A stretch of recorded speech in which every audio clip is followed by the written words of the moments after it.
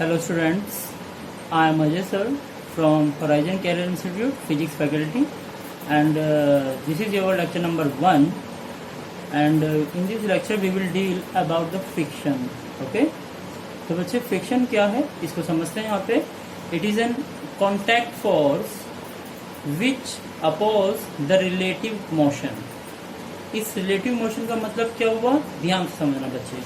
Suppose आप यहाँ पर हैं, ये आप खड़े हैं और आप एक ट्रॉली पे खड़े हैं. ओके, देखिए मैं कह रहा हूं आप आगे बढ़ रहे हैं 40 मीटर पर सेकंड से और जिस ट्रॉली पर आप खड़े हैं वो भी 40 मीटर पर सेकंड से आगे बढ़ रही है. ओके, तो आप क्या कर रहे हैं, ट्रॉली के साथ साथ चल रहे हैं. जितनी स्पीड से ट्रॉली चल रही है उतनी स्पीड से आप भी चल रहे हैं. तो इस केस में रिलेटिव मोशन नहीं होगा. ओके, अब जरा ध्यान से समझेंगे बच्चे.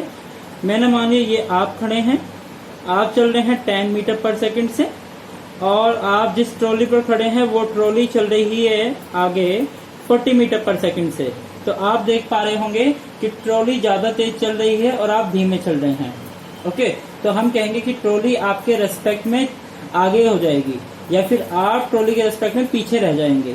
तो ऐसे केस में कहेंगे कि हमारे ट्रॉली और आपके बीच में क्या हो रहा है, यहाँ पे रिलेटिव मोशन हो रहा है.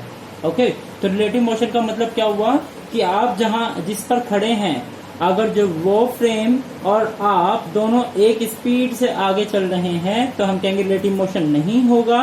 और अगर जो आपका फ्रेम मतलब ट्रॉली जिसमें आप खड़े हैं और आपके बीच में अलग अलग स्पीड होगी तो हम कहेंगे रिलेटिव मोशन है.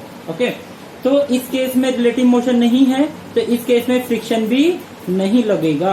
इस केस में फ्रिक्शन नहीं लगेगा और इस केस में फ्रिक्शन आपका लगेगा. ओके, तो फ्रिक्शन कहाँ लगता है, फ्रिक्शन लगेगा जब भी दो बॉडीज के बीच में रिलेटिव मोशन होगा. ओके, और जिस देखिए इस केस में रिलेटिव मोशन नहीं है तो हम कहेंगे फ्रिक्शन फोर्स इसमें नहीं लगेगा.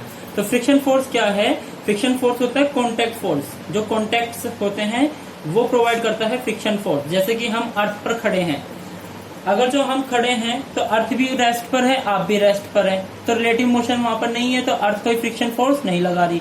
लेकिन अगर जो आप अर्थ के सरफेस पर चल रहे हैं तो अर्थ तो रुकी हुई है, आप अर्थ के रेस्पेक्ट में आगे बढ़ रहे हैं, अर्थ तो आपके साथ साथ आगे नहीं बढ़ रही ना. तो हम कहेंगे कि अर्थ के रेस्पेक्ट में आप क्या कर रहे हैं, मोशन में हैं, तो वहां रिलेटिव मोशन होगा. तो अर्थ जो आपके कांटेक्ट में है वो आपको एक फ्रिक्शन फोर्स प्रोवाइड करेगी. आपने देखा होगा कि जब आप चलते हैं तो कुछ दिनों बाद आपके जो शूज होते हैं वो घिसने लगते हैं. क्यों घिस जाते हैं वे शूज, क्योंकि अर्थ क्या करती है, आपको फ्रिक्शन फोर्स प्रोवाइड करती है जिससे आपके शूज का जो शोल होता है वो घिस जाता है. ओके, तो फ्रिक्शन फोर्स क्या है, एक कांटेक्ट फोर्स है जो कि रिलेटिव मोशन के दौरान बनता है.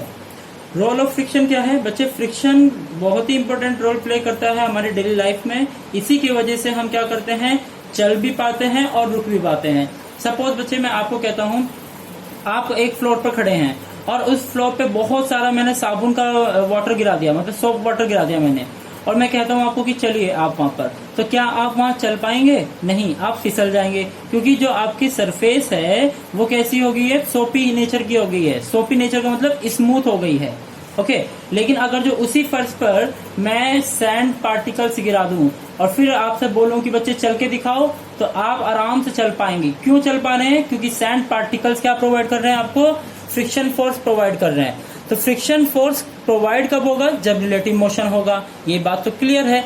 लेकिन रिलेटिव मोशन होने के बाद फिर हम नेचर ऑफ सरफेस को देखेंगे. सरफेस अगर जो स्मूथ होगी तो वो फ्रिक्शन फोर्स नहीं प्रोवाइड करेगी. अगर जो सरफेस हमारी रफ होगी, लाइक हमारे सरफेस में उबड़ खबड़ सरफेस होगी, तो वो सरफेस आपको फ्रिक्शन फोर्स प्रोवाइड करेगी.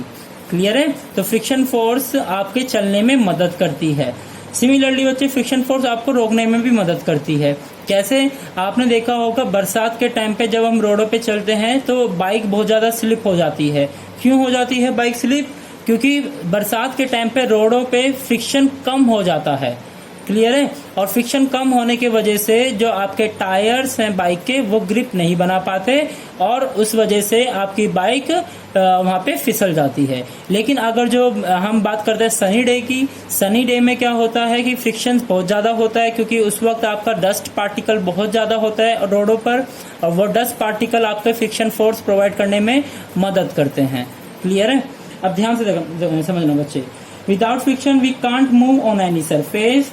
नंबर सेकंड पॉइंट देखिए, a moving ball on earth moves ultimately due to friction. Suppose आप बैट बॉल खेल रहे हैं और आपकी बॉल ग्राउंड पर रोल कर रही है, तो आप देखते होंगे कि वो बॉल परमानेंटली रोल तो नहीं करती ना, एक पॉइंट पे जाके रुक जाती है। क्यों? क्योंकि उस बॉल की काइनेटिक एनर्जी, उस बॉल की एनर्जी खत्म हो गई। उस बॉल की एनर्जी किसने खत्म करी? फ्रिक्शन फोर्स ने प्रोवाइड करी है। फ्रिक्शन फोर्स ने उसकी एनर्जी को डिस्ट्रॉय कर दिया। क्लियर है।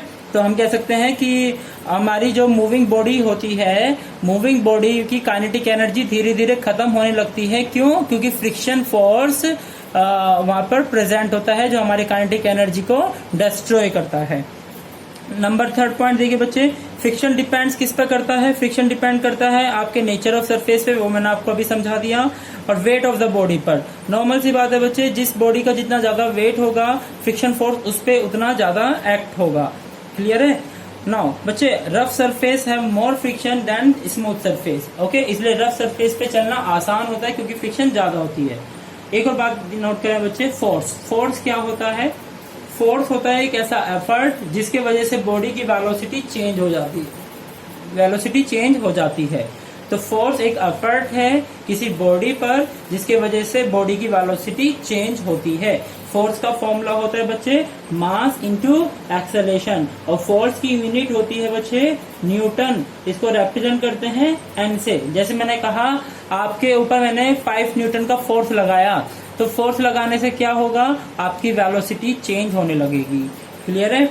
अच्छा, तो बच्चे यहाँ पे ध्यान देंगे, अगर जो एक बॉडी m1 है उसका एक्सेलरेशन a1 है तो उस पर फोर्स कितना होगा? F1 लगा होगा। सिमिलरली F2 निकाल सकते हैं और F1 और F2 का रेशियो भी हम कैलकुलेट कर सकते हैं। Thank you.